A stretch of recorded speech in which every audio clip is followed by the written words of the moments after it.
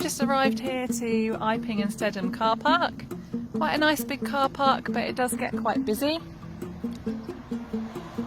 There's a height barrier that you have to come through just down from the road.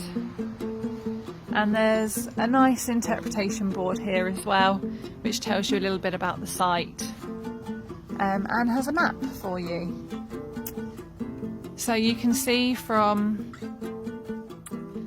the notice board that we are parked here, and we've got to go out through the height barrier across the road and along the Serpent's Trail here to go and find our next sculpture. So we're going to head off now to go and find the sculpture, and we're going to go out underneath the height barrier, be careful crossing the road and through the gate on the other side.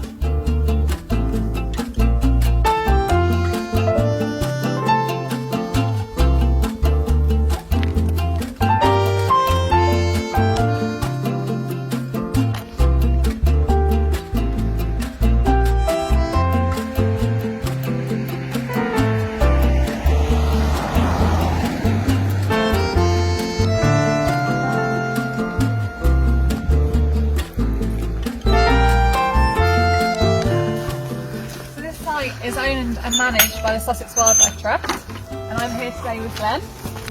Hi, I'm Glenn. I'm the reserves ecologist at the Sussex Wildlife Trust. I look after the monitoring of all of our reserves. Okay, so we're going to head up the path and try and go and find the sculpture. So Glenn, why are our heathlands so good for dragonflies? So heathlands offer a really wide variety of habitat structures, and that means that there's a huge diversity and abundance of prey items for dragonflies to eat. Okay. It's not particularly wet here though, does that matter?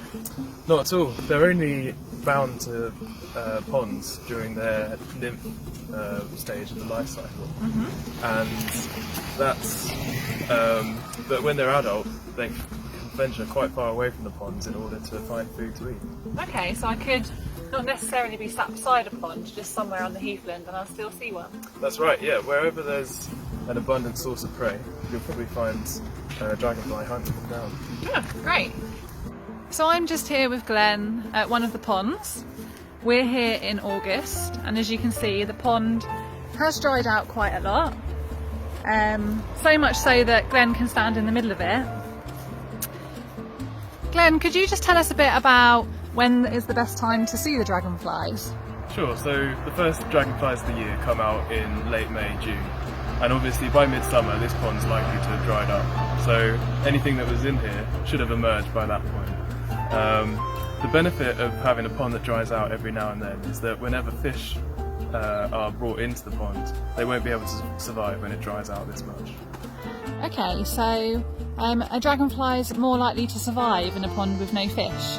Well, where there's less predation through no fish, then they're more likely to survive to adulthood. Stedham Common is also really good for dragonflies, particularly ones that are reliant on this heathland habitat. And that includes things like the black darter and golden ring dragonfly that are often only found in the northwest of the country and especially in Scotland. And I really want to get a handle on how well those dragonflies are doing on this habitat, and I'm looking for a volunteer to help me survey for them next summer. If you're interested in volunteering for Sussex Wildlife Trust on Stedham Common, surveying for dragonflies or any other volunteering here, then please click on the link below.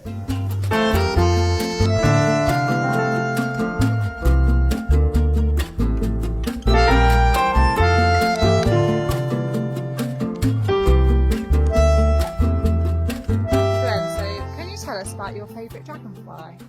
Sure, so one of the best ones here is the black darter, and these lowland heaths are great because you get a load of species that are usually found in the northwest of England and Scotland, but for some reason they really love these heathlands in the southeast, and the black darter is one of those.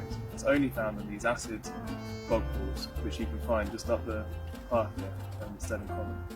Fab. And what about the golden ring dragonfly? Because I hear you like that one. Golden ring dragonfly is great. It looks spectacular with a black body and golden rings all the way down its abdomen. And it's also our longest dragonfly, up to 9 centimetres. But I wouldn't hold it because it would give you quite a nip. So the adult female lays her eggs in a really interesting way in slow flowing acid streams, which you get all over these green sand colonies. They hover vertically, and then the female will stab her abdomen down in the soft mud where she lays an egg, and that will develop into the larvae, where it will spend 3 to 5 years developing before it hatches, before it emerges as an adult. Thank you for joining us at Iping and Stedham. Join us at 1 o'clock to find the Lavington sculpture, or join us tomorrow as well for our Colour Yourself Happy session at 1 o'clock to learn more about dragonflies and colour in our dragonfly colouring sheet with Emily and Beth.